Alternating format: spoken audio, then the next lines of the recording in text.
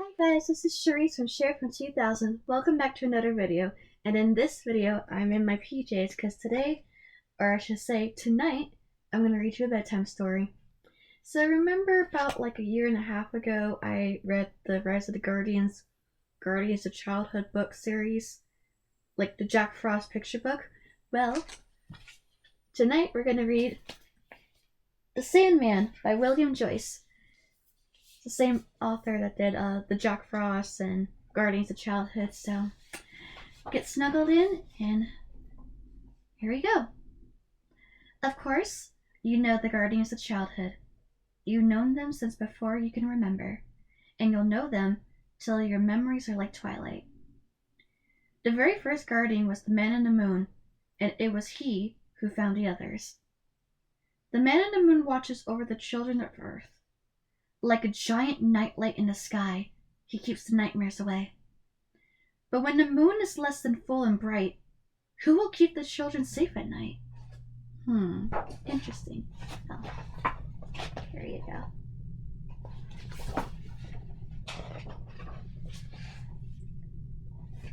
The Man in the Moon needed another to help him, so he searched with his telescope until he saw a face he recognized. He looked once. He looked twice.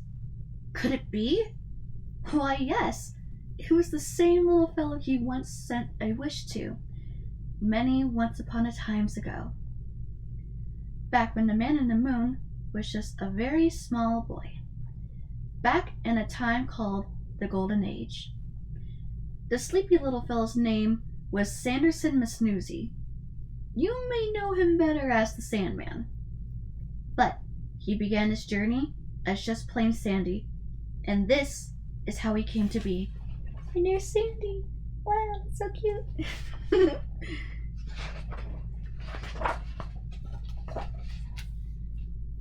The Golden Age had been a glorious time of hope and happiness and dreams that could come true. In those days, Sanderson Misnoozy was the pilot of a shooting star. He lived inside his star, jetting through the endless seas of time and space, flying past countless worlds. Anyone who saw the shooting star could make a wish upon it. Sounds familiar. Just as the Man in the Moon had done as a little boy. Sandy would then send back a dream that would help that person make their wish come true. For a wish always begins with a dream. That is why he was so sleepy. He was constantly dreaming. Look at that. I guess that's where shooting stars come from.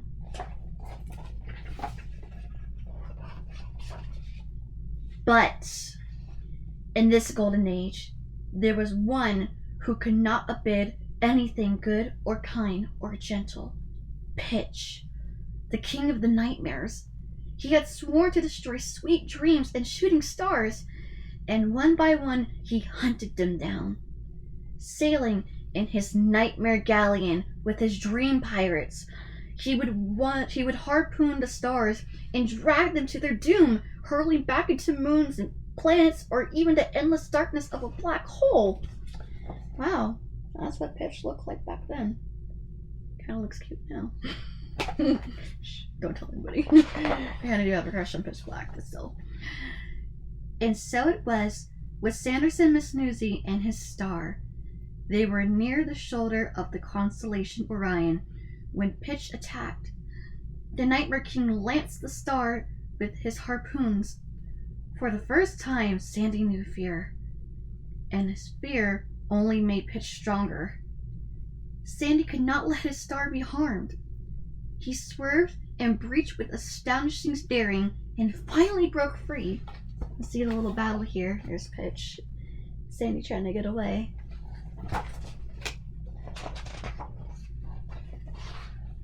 But he lost control of his star. It streaked through space like a missile, a bullet, a wayward arrow of flame and hope.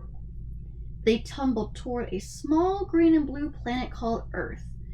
He was certain he would crash. He could hear the laughter of the dream pirates, and he felt helpless and afraid. Oh no. Will Sandy be able to make it out? But As Sandy plummeted earthward, he heard 1,000 wishes, the wishes of children who saw his star streaking toward them. Sandy knew he must not harm a single child, so, with all of his strength, he guided his star away from the land and over a vast sea. Just as he was about to crash, he heard a wish that seemed to come from far, far away. It was bright and clear and kind. "I wish you well," was all it said. Sandy closed his eyes and dreamed that all would be well.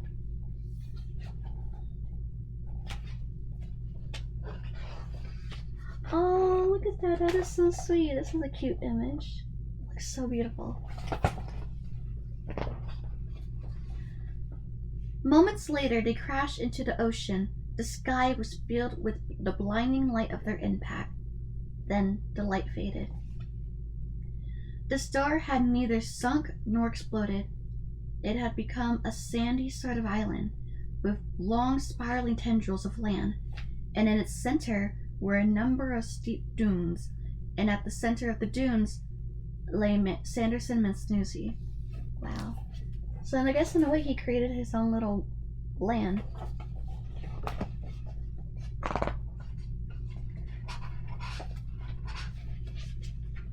Above his head, sand was swirling into shapes that were peaceful and soothing. The faraway wish had been granted.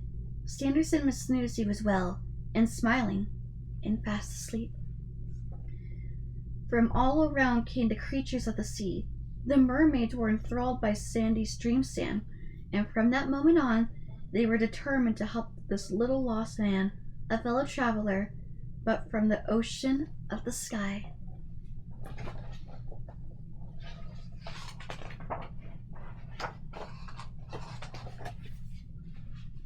On and on Sandy slept, and on he dreamed, until every grain of sand on his island contained a dream. 10,000 nights and dreams passed. Pitch had vanished, and so had the Golden Age. The world changed, the island changed, and Sandy changed. Of course, if you want to know more about what happened with Pitch, I recommend Jack Frost, and later on in the future I'll read The Man in the Moon. Then, one night, a moonbeam shined down on him, and he heard the voice from long ago that had wished him well. "I wish that you would help," said the voice. With that, Sanderson Mansnoozy finally awoken. There in the moonbeam, he could see the Man in the Moon, who asked, "When the moon's not full and bright, would you keep the children safe at night?" Sandy nodded, for if a wish was made to him, he still felt bound to answer it. He walked across the island that had been his star. He thought and he thought, and he wondered and he wondered. How could he help the children of Earth? The sea turtles came to him. Some had once belonged to children and knew of their fear of the dark. The seashells had more to tell. Countless children had held them to their ears to hear the call of the sea. So the shells had learned their secrets, joys, and sorrows.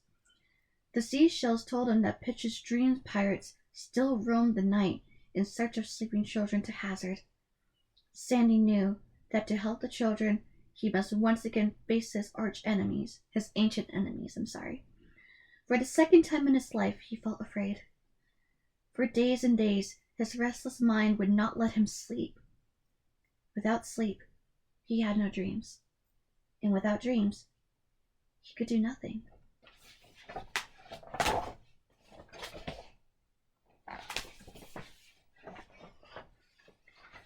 But the mermaids knew a way to help their friend. They came from the sea with a sweet lullaby.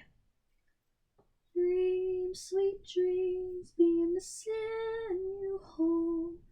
They banish all the darkening fears and fill the night with gold." These are very beautiful mermaids. And so He dreamed. He dreamed of how he would help the children of Earth, and as he did, the island began to transform. A wondrous castle grew around him, and from the castle a great cloud of sand carried him into the sky, I should say.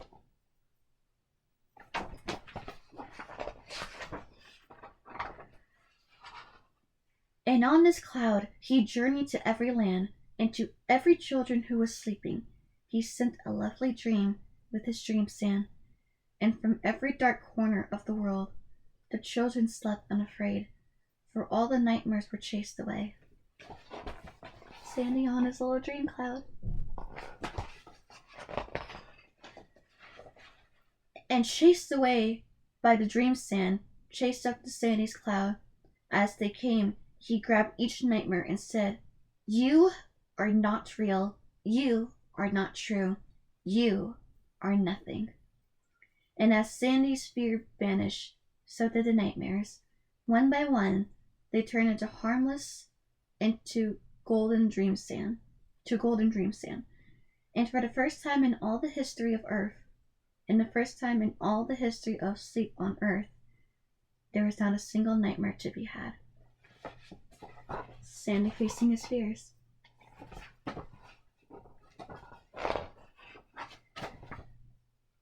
The moon peeked through this cloudy sky and shone down upon Sanderson Misnoozy. "You grant my wish," the man in the moon said to him. "Now I shall grant you a name worthy of your talents." Sandy bowed as the moon declared, "From this moment on you shall be known as His Nocturnal Magnificence, Sanderson Misnoozy, Sandman the First, Lord High Protector of Sleep and Dreams."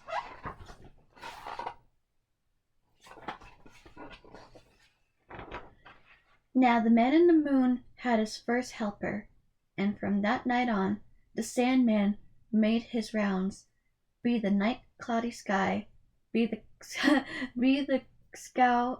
I can't talk today.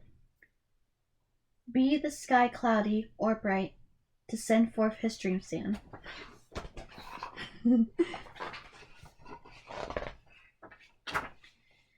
Now, most every night is filled with sweet dreams. It's rare for dream sand to miss its proper mark, but if it does, a nightmare might try to sneak into your dream. But you know it's not real. So, when you've got a good night's sleep and a wonderful dream, you might thank your gentle friend, His Nocturnal Magnificence, Sanderson Misnoozy, Sandman the First, Lord High Protector of Sleep and Dreams. A longish name to be sure, but worthy of a diligent dreamer who started his journey as just plain Sandy. And with that is the end of the Sandman. Well, hope you guys enjoy that. Sorry for my little stumbles near the end. But you can follow me on Facebook, X, formerly known as Twitter, Instagram, and TikTok. Yes, TikTok is back finally. Like and subscribe to this channel as well as my second YouTube channel, Share Your Creations. Until then, I'm gonna get some shut-eye. Good night.